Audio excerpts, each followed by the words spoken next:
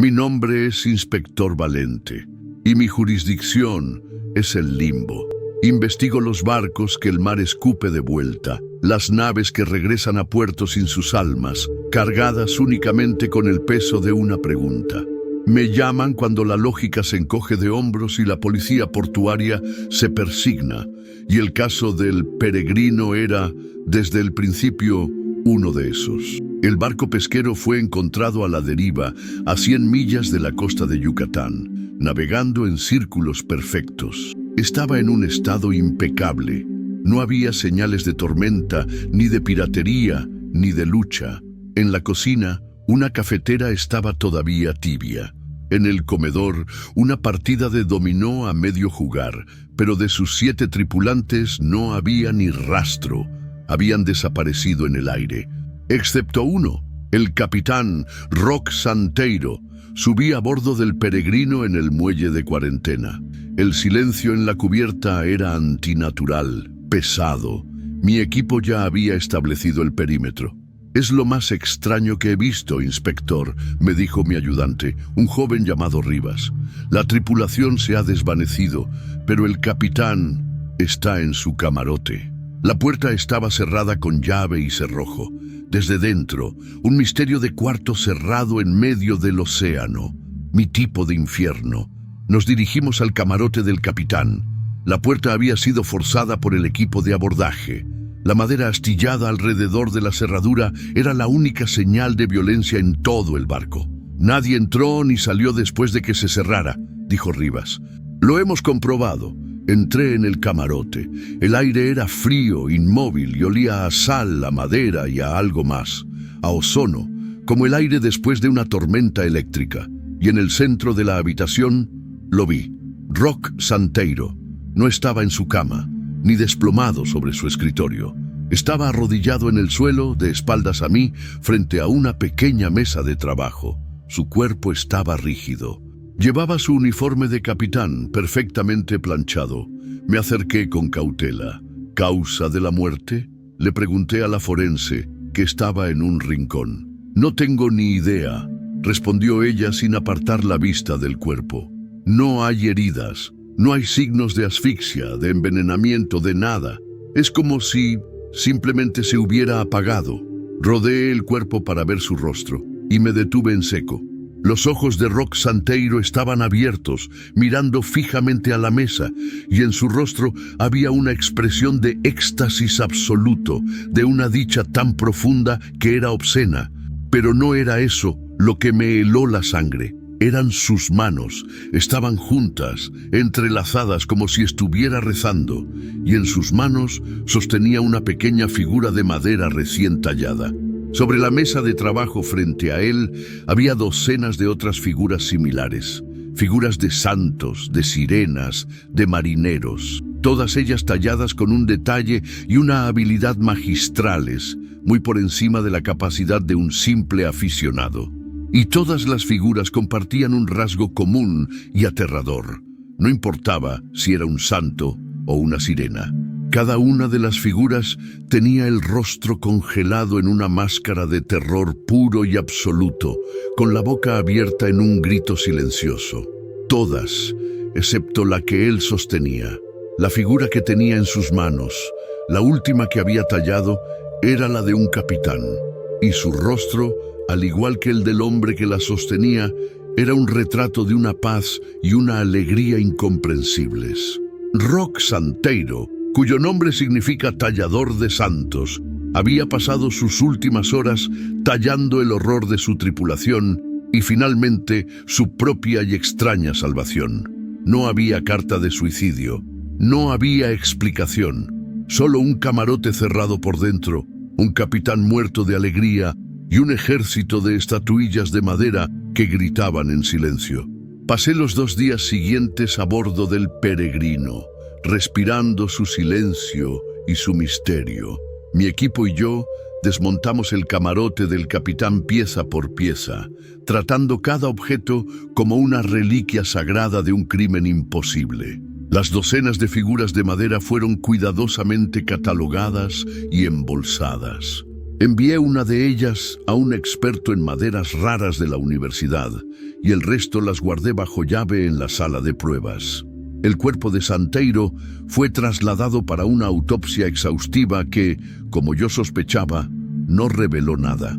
Murió de un fallo cardíaco masivo, pero el forense no podía explicar la expresión de éxtasis en su rostro.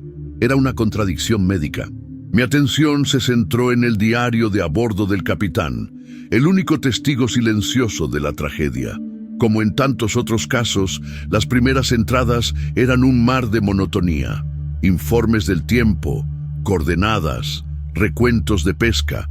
La escritura de Santeiro era precisa, la de un hombre de control y rutina. La primera desviación de la normalidad apareció en la entrada de hacía un mes. «Hemos encontrado algo extraño en las redes hoy», escribió. Un trozo de madera, oscura, casi negra, increíblemente pesada. Parece parte del mascarón de proa de un galeón muy antiguo. La madera es extraña, no se parece a nada que haya visto, y las tallas son hermosas y aterradoras a la vez. A partir de ese día, el tono del diario cambió. Santeiro describía una creciente inquietud entre su tripulación. Los hombres se quejaban de pesadillas, soñaban que se ahogaban, no en agua, sino en un mar de rostros de madera que gritaban. 3 días después de encontrar el mascarón, Santeiro escribió sobre su propia e inexplicable compulsión. «No puedo dejar de mirarla. La madera llama. Cogí un cuchillo y empecé a tallar un trozo. No sé por qué. Mis manos se mueven solas. Hay un rostro en la madera y quiere salir». Las siguientes entradas eran un descenso a la obsesión. Santeiro, que nunca había mostrado interés por el arte, se convirtió en un escultor febril. Describía cómo tallaba durante horas, sin comer ni dormir, y escribía sobre la reacción de su tripulación. Al principio, estaban fascinados, pero pronto, la fascinación se convirtió en miedo. «Los hombres dicen que las figuras los observan», escribió una semana antes del final. «Dicen que susurran por la noche, que sus gritos de madera son reales. Se están volviendo paranoicos. Me tienen miedo. A mí y a mis hijos de madera». La paranoia se convirtió en motín. La penúltima entrada era un caos de tinta y desesperación. «Quieren quemarlas, los blasfemos. No entienden que cada rostro que tallo es un grito que libero de la madera. Quieren silenciar las voces. No lo permitiré». Y entonces, la última entrada, escrita con una calma aterradora, el mismo día en que el barco fue encontrado. «Los he encerrado fuera, he atrancado la puerta. Ahora estoy solo con mis creaciones. El silencio es perfecto. La madera me ha pedido un último rostro, el más importante, un rostro de paz para contrastar con su terror, un rostro para el guardián. Me ha pedido mi rostro, y yo se lo daré con gusto». Cerré el diario. La historia estaba allí. Una locura colectiva, iniciada por un artefacto maldito. Santeiro no fue asesinado. Se entregó a su arte, a su locura, y la tripulación probablemente saltaron por la borda para escapar del infierno en el que se había convertido su barco. Era una explicación, loca pero completa.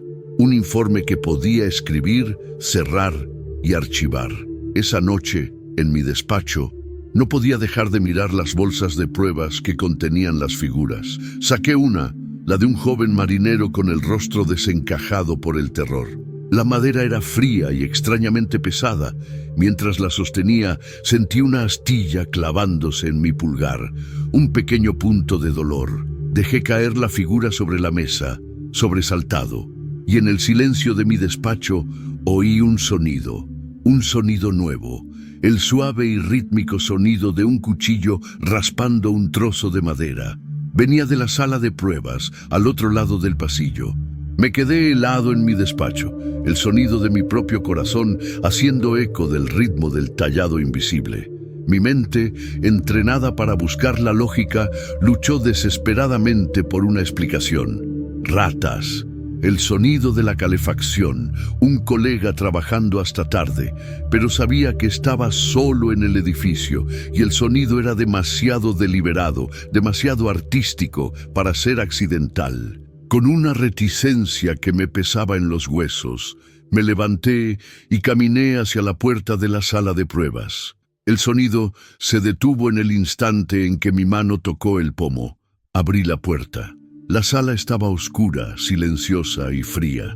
Las figuras de madera estaban inmóviles dentro de sus bolsas de pruebas, sus rostros gritando en la oscuridad.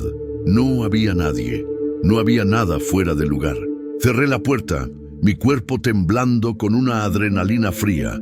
Volví a mi despacho y miré mi pulgar. La pequeña astilla de madera negra seguía allí, bajo la piel. Con unas pinzas de mi escritorio, la arranqué con una precisión quirúrgica, pero sabía que era demasiado tarde. No era la madera el veneno, era la historia que contenía. En los días que siguieron, mi vida se desmoronó. El sonido del tallado se convirtió en mi compañero constante. Lo oía en mi casa, en mi coche, en el silencio entre las palabras durante las reuniones. Era un susurro de locura que solo yo podía oír. Empecé a soñar con madera. Soñaba que estaba en un bosque oscuro y antiguo, los árboles con rostros humanos retorcidos de dolor. Y yo tenía un cuchillo en la mano y una compulsión irresistible de darles voz, de liberar sus gritos. La paranoia se apoderó de mí. Empecé a ver rostros en todas partes, en la veta de mi escritorio de madera, en los patrones del papel pintado, en las nubes. Y todos ellos estaban gritando. Sabía que estaba siguiendo el mismo camino que el capitán Santeiro, la misma obsesión, la misma locura. La única diferencia era que yo sabía que era una maldición. Él pensaba que era una vocación. Tenía que luchar. Mi investigación cambió de enfoque. Ya no se trataba de descubrir cómo había muerto la tripulación. Se trataba de descubrir de dónde venía la madera. Era mi única esperanza. Si podía encontrar la fuente, quizás podría entender el antídoto. Pasé semanas sumergiéndome en los archivos del Peregrino. Encontré la última ruta de pesca del barco, las coordenadas donde Santeiro había registrado haber encontrado el extraño trozo de madera. Era una zona remota en el Golfo de México, conocida por los pescadores como el cementerio de barcos, un lugar donde las corrientes traicioneras habían hundido docenas de barcos a lo largo de los siglos. La madera que encontró, el mascarón de proa, tenía que pertenecer a uno de ellos. Comencé una búsqueda cruzada. Busqué registros de todos los galeones españoles que se hundieron en esa zona entre los siglos XVI y XVIII. La lista era larga y desalentadora, pero entonces encontré una anomalía, un barco que no era un galeón, un barco negrero portugués llamado Lágrima de Angola, que se hundió en una tormenta en 1788. Su manifiesto de carga era un documento escalofriante. Listaba 150 unidades de carga viva en las bodegas, pero lo que me llamó la atención fue una nota del capitán del puerto de donde zarpó. Describía al capitán del Lágrima, un hombre llamado Diogo Alves, como un individuo cruel y sádico, pero también como un notable tallador, famoso por decorar su barco con figuras grotescas que él mismo tallaba. Y la madera que usaba, según la nota, era especial. Ébano africano, traído de una región de Angola que las tribus locales consideraban maldita, un lugar donde se decía que los árboles crecían sobre las tumbas de 1000 guerreros y absorbían sus almas atormentadas. Lo había encontrado, la fuente. La madera no estaba simplemente maldita, era la maldición. Era una prisión de almas, y el capitán Alves y más tarde el capitán Santeiro no eran talladores. Eran carceleros, liberando los gritos de los condenados, uno por uno, y ahora la madera me había encontrado a mí. Esa noche, el sonido del tallado en mi apartamento fue más fuerte que nunca, y por primera vez fue acompañado de un nuevo sonido, un susurro, Una voz antigua, hablando en un portugués con un fuerte acento africano, repitiendo la misma frase una y otra vez. Libéranos. La palabra libéranos se convirtió en el metrónomo de mi descenso a la locura. La oía en el silencio de mi apartamento, en el ruido blanco del tráfico, en el fondo de cada conversación. Era un coro de susurros, cientos de voces de guerreros y esclavos atrapados, suplicando a través de los siglos. Mi casa se convirtió en su templo y en mi prisión. La paranoia se transformó en una empatía aterradora. Ya no solo oía el sonido del cuchillo sobre la madera. A veces me despertaba por la mañana y encontraba una nueva y diminuta cara gritando, tallada en el brazo de mi silla de roble o en el marco de la puerta de mi dormitorio. No las había tallado yo, pero mis manos dolían como si lo hubiera hecho. La maldición no solo me hablaba, intentaba usarme como su herramienta. Mis sueños se convirtieron en un archivo de horrores. Ya no veía bosques oscuros, sino la bodega sofocante y apestosa del Lágrima de Angola. Sentía el vaivén del barco, oía el llanto de los niños, sentía las cadenas en mis propias muñecas. Y a veces el sueño cambiaba, y yo era un guerrero en una selva angoleña, con la cara pintada y una lanza en la mano, cayendo en una batalla olvidada, mi último aliento siendo absorbido por la madera oscura de un árbol sagrado. Estaba experimentando los recuerdos de las almas, y su dolor se estaba convirtiendo en el mío. Sabía que si no hacía algo, me consumirían. La investigación era mi única defensa. Me concentré en el capitán del barco negrero, Diogo Alves. Rastreé su historia. Era un hombre temido, incluso para los estándares de su época. Los registros lo describían no solo como un esclavista, sino como un feiticeiro, un hechicero que practicaba una extraña mezcla de rituales cristianos y magia tribal africana que había aprendido de sus prisioneros. Creía que podía atrapar las almas de los muertos en la madera de ébano de su barco para hacerlo invencible.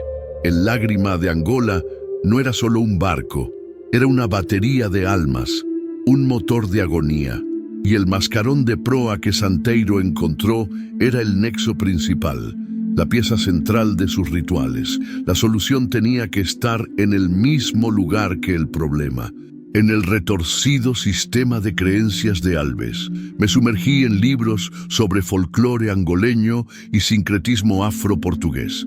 Y en un oscuro tratado de un misionero del siglo XIX encontré lo que buscaba. El misionero describía una creencia local. Decían que un alma atrapada en la madera solo podía ser liberada de una manera. La madera no podía ser simplemente destruida. Eso solo dispersaría a los espíritus, creando un enjambre de fantasmas sin ancla. Para ser liberada, la madera tenía que ser devuelta a su tierra natal, la arboleda sagrada de donde fue cortada, y allí debía ser quemada en un fuego hecho con las ramas de sus árboles hermanos, en un ritual de purificación. Solo entonces las almas serían libres para continuar su viaje. La respuesta era tan imposible como la propia maldición. Tenía que encontrar una arboleda sagrada en Angola basándome en los registros de un barco negrero de hacía 200 años. Tenía que recuperar todas las figuras de madera de la sala de pruebas de la policía, robar la evidencia de mi propio caso y llevarlas al otro lado del mundo para quemarlas en una hoguera ritual. Era una locura. Era el fin de mi carrera. Era algo que pondría a cualquier hombre en un manicomio, pero yo ya vivía en uno. La noche en que leí las palabras del misionero, el sonido del tallado en mi apartamento fue frenético, y los susurros de "libéranos" se convirtieron en un solo y desesperado grito. A la mañana siguiente entré en mi despacho y vi una nueva talla en mi escritorio. Era mi propio rostro. Y por primera vez no estaba gritando, estaba sonriendo, con la misma expresión de paz extática que había visto en el rostro del capitán Roque Santeiro. La madera ya no me pedía que liberara a los otros, me estaba ofreciendo unirme a ellos. y esa oferta era infinitamente más aterradora que cualquier grito. La visión de mi propio rostro sonriendo con la paz de los muertos fue el catalizador. En ese momento, la elección se volvió simple. Podía quedarme y convertirme en la próxima obra de arte macabra del coleccionista de almas, o podía abrazar una locura diferente, una locura activa, una locura con un propósito. Elegí la segunda. Esa misma noche, me convertí en un ladrón en mi propia casa. Conduje hasta la comisaría, mi corazón martilleando una mezcla de miedo y una extraña y nueva determinación. La paranoia de ser descubierto por mis propios colegas era casi peor que el miedo a los fantasmas. Usando mi placa y mi conocimiento de los protocolos, desactivé la alarma de la sala de pruebas. El sonido del cerrojo al abrirse resonó en el silencio como un disparo. Dentro, el aire era frío, y el susurro de «libéranos» que emanaba de la caja de pruebas era un rugido en mi mente. Tomé la caja que contenía todas las figuras talladas por Santeiro, incluyendo la del capitán sonriente y la del joven marinero que había tocado primero.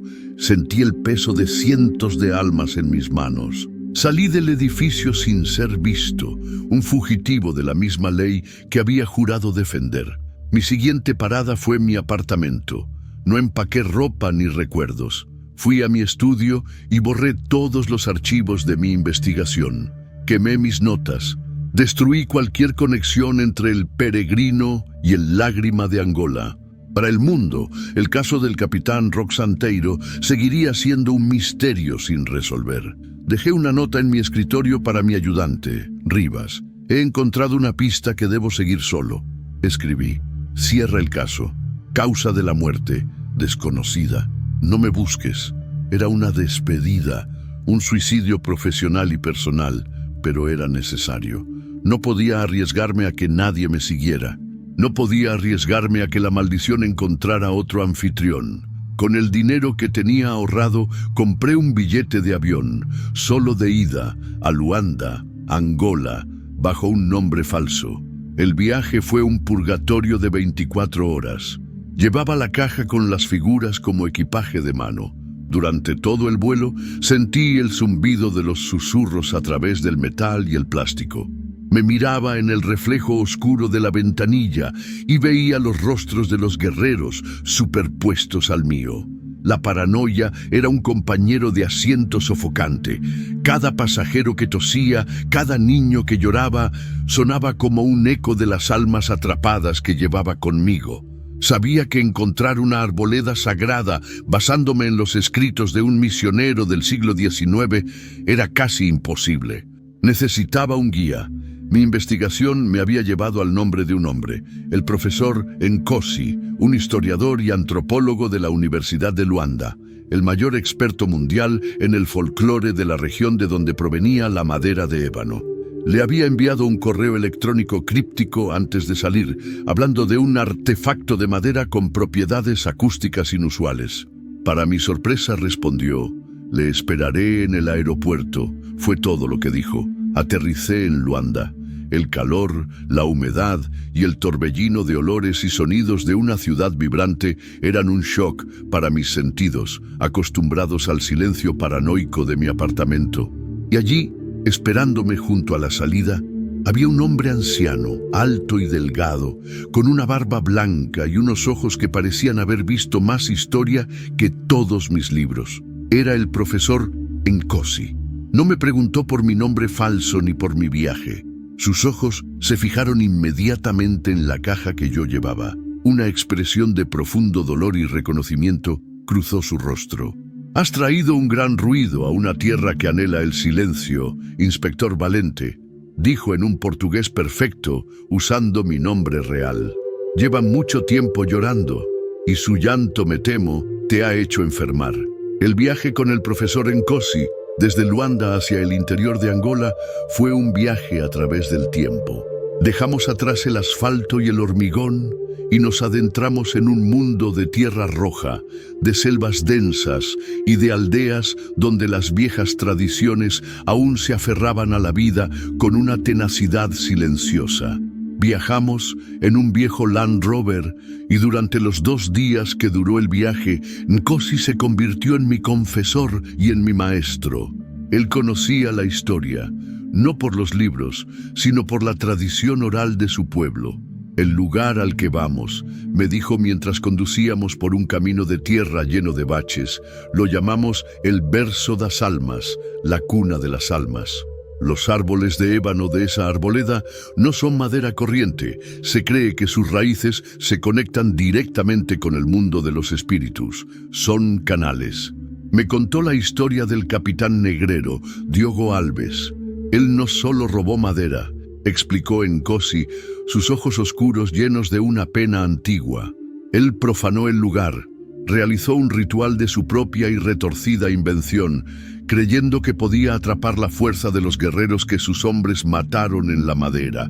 No quería la madera, quería las almas, y en su arrogancia creó una prisión de dolor que ha estado gritando en silencio durante más de 200 años. A medida que nos adentrábamos en el continente, mi propia condición empeoraba. Estaba acercando la madera a su hogar y la conexión se volvía insoportablemente fuerte. Los susurros de «libéranos» ya no eran un murmullo, eran un rugido constante en mi cabeza. Las pesadillas de la bodega del barco negrero me asaltaban incluso despierto. A veces miraba mis propias manos y veía las de un guerrero africano o las de un esclavo encadenado. Mi identidad se estaba deshilachando, ahogada por el coro de los perdidos. Nkosi me observaba con una calma compasiva. Me enseñó a respirar, a anclarme en la realidad, a no dejar que las voces me consumieran. No luches contra ellos, me aconsejó.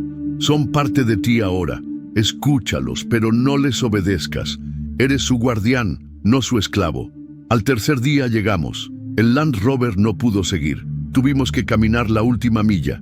El aire se volvió más denso, más fresco. El sonido de la selva se desvaneció, reemplazado por un silencio reverencial. Y entonces la vi, la arboleda. No era oscura ni aterradora, era hermosa. Árboles de ébano gigantescos, cuya corteza era de un negro tan profundo que parecía absorber la luz, se alzaban hacia el cielo, sus hojas formando un dosel que filtraba la luz del sol en rayos plateados. El suelo estaba cubierto de un suave musgo. Era un lugar de una paz profunda, una catedral natural. Hemos llegado, dijo Nkosi. El Berço das Almas. Me detuve en el borde de la arboleda. La caja que contenía las figuras de madera en mi mano vibraba con una energía palpable.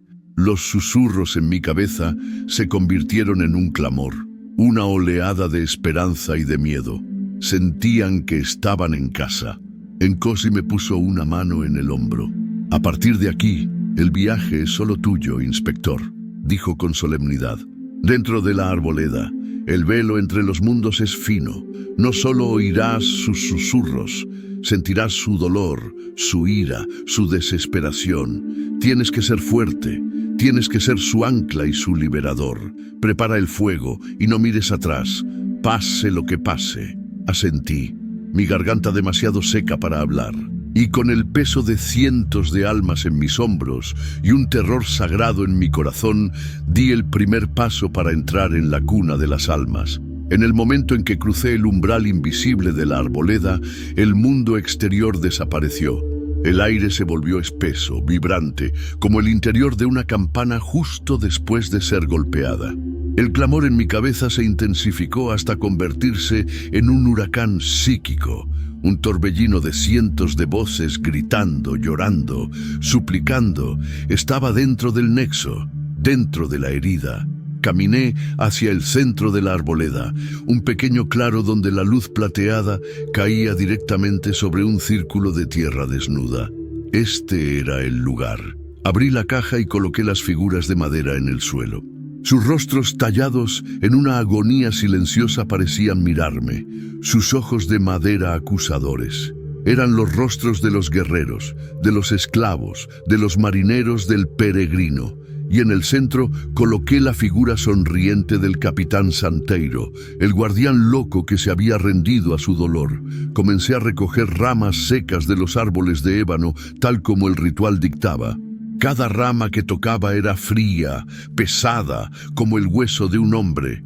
Y con cada rama una nueva oleada de recuerdos me golpeaba. Sentí la furia de un guerrero defendiendo su hogar. Sentí la desesperación de una madre separada de su hijo en la bodega de un barco. Sentí el terror del joven marinero de Santeiro al ver a su capitán descender a la locura. La historia de la madera se estaba convirtiendo en la mía. Construí una pequeña pira en el centro del claro. El asalto a mi mente alcanzó su punto álgido. Las voces se unieron en un solo grito, pero ahora estaba dividido. Una parte gritaba, ¡libéranos!, anhelando el fin de su tormento, pero otra parte, quizás la más antigua, la más aterrorizada por el olvido, susurraba, ¡no nos dejes ir! La oscuridad es todo lo que conocemos. Estaban luchando entre sí dentro de mi cráneo, una guerra civil de almas. Sentí que mi propia conciencia se disolvía, mi identidad desgarrada por esta tormenta de dolor ajeno. Estuve a punto de ceder, de dejarme caer y convertirme en un recipiente más para su agonía. Pero entonces recordé el rostro sonriente de Santeiro, la paz de la rendición. Y recordé los ojos aterrorizados de mi ayudante Rivas al teléfono y la mirada de respeto del profesor Nkosi.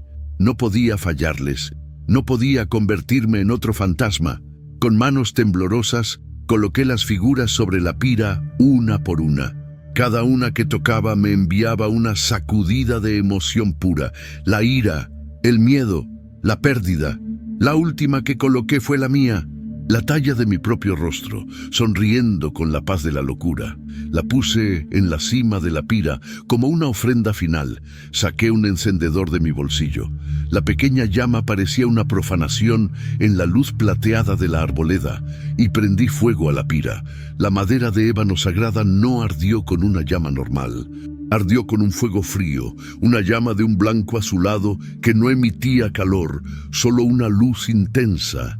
Y mientras las llamas lamían las figuras, los gritos en mi cabeza se unieron en un solo y ensordecedor alarido. Los rostros de las figuras parecieron animarse en el fuego, sus bocas de madera abriéndose en una agonía final y catártica. El sonido no era audible, pero lo sentí en cada célula de mi ser, una onda de choque psíquica que me arrojó hacia atrás. Caí al suelo, mi mente en blanco por el dolor y el poder del ritual, y desde la hoguera vi cómo se elevaba una columna de humo, pero no era humo, eran formas, cientos de siluetas translúcidas que se arremolinaban y ascendían, pasando a través del dosel de hojas y desapareciendo en el cielo. Estaban siendo liberadas, y mientras yacía allí, viendo el éxodo de las almas, una paz profunda comenzó a llenar el vacío de mi mente, pero no sabía si era la paz de la victoria o el silencio que precede al olvido total. Desperté al atardecer. El fuego en el claro se había reducido a un lecho de cenizas blancas y frías. La arboleda estaba en silencio, pero era un silencio diferente. Era la quietud pacífica de la naturaleza, no la quietud expectante de una prisión. Las voces en mi cabeza se habían ido. La paranoia, el miedo, la pena ajena, todo había sido purificado en el fuego. Me sentía vacío, y era la sensación más maravillosa que había experimentado en meses. El profesor Nkosi me encontró sentado junto a las cenizas. No preguntó qué había visto. Simplemente me puso una manta sobre los hombros y me ayudó a ponerme en pie.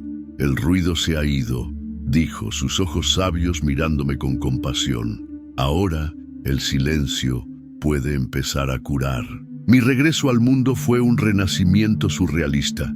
Después de semanas de vivir en un estado de asedio psíquico, los sonidos normales de la vida, el motor de un coche, la música en una radio, la risa de la gente, me parecían milagrosos. El viaje de vuelta fue tranquilo.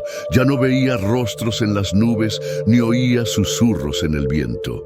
Era solo yo, solo Valente. Por supuesto, mi carrera como inspector había terminado. Había desaparecido durante 3 semanas. Había robado pruebas de un caso activo. No había forma de explicar la verdad. Inventé una historia sobre un colapso nervioso, sobre seguir una pista falsa que me llevó a un callejón sin salida y a una crisis personal. Me permitieron tomar una jubilación anticipada por motivos médicos. Mi reputación quedó manchada, la de un buen detective que finalmente se había quebrado bajo la presión. Acepté el veredicto en silencio. Era un precio pequeño a pagar por mi cordura. El caso del Peregrino y la muerte del capitán Roque Santeiro sigue oficialmente sin resolver, archivado en un sótano polvoriento, catalogado como uno de esos extraños misterios del mar. Otro, Mary Celeste. Solo yo, y quizás un anciano profesor en Angola, conocemos la verdad. A veces me pregunto si hice lo correcto, si la verdad que descubrí debería haber sido revelada. Pero ¿cómo le explicas al mundo que un trozo de madera puede contener el eco de un alma? ¿Cómo registras en un informe policial que un hombre fue asesinado por una pena de 200 años? Algunas verdades no están hechas para el mundo de los hechos y las cifras. Pertenecen al mundo de los susurros y las leyendas. Ya no vivo en la ciudad. Me mudé a una pequeña casa en el campo, lejos del ruido. Y he encontrado una nueva afición. Trabajo con la madera. Tengo un pequeño taller donde tallo, no figuras, sino objetos simples, cuencos, sillas, marcos. Al principio tenía miedo de tocar la madera de nuevo, pero descubrí que era lo único que me ayudaba a sanar. Cada pieza de madera normal, cada trozo de pino o de roble, es un recordatorio del silencio. Pero no del silencio antinatural y hambriento, sino del silencio pacífico y vacío de la madera que no tiene nada que contar. A veces, mientras trabajo, sostengo un trozo de madera en mi mano y simplemente escucho su quietud. Y en esa quietud encuentro mi propia paz. No soy el mismo hombre que subió a bordo del Peregrino. Una parte de mí se quedó en esa arboleda en Angola, quemada junto con las almas que liberé, pero la parte que regresó más sabia. Regresó sabiendo que el universo es mucho más extraño de lo que nuestros informes pueden contener, y que el trabajo de un verdadero investigador no es solo resolver el misterio, sino a veces, solo a veces, es saber qué secretos es mejor dejar que descansen en paz.